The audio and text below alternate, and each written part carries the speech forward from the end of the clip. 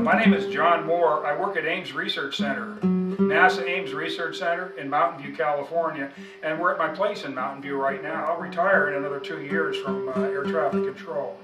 And at that time, I want to try to become a professional freelance photographer, because I've always been interested in photography.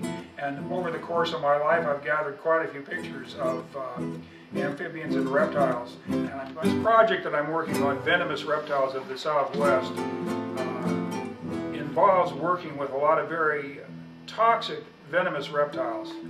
And the toxicity of their venom varies from species to species, even from individual to individual.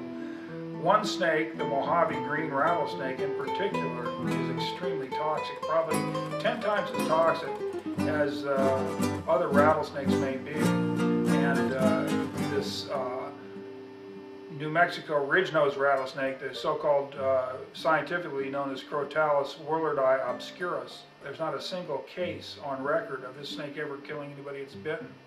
And then we're working with coral snakes occasionally that have very toxic venom, although the snakes are generally docile.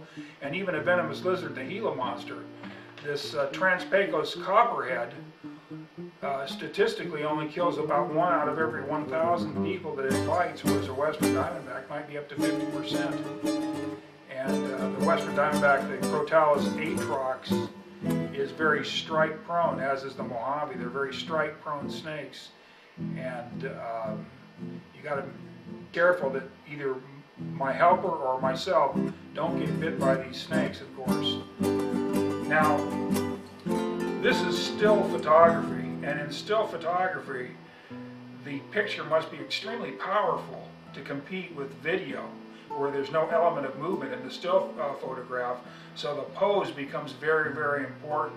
The pose that the snake or the lizard or the frog is in becomes extremely important, because you're going to look at that repeatedly. That's your only view of the snake.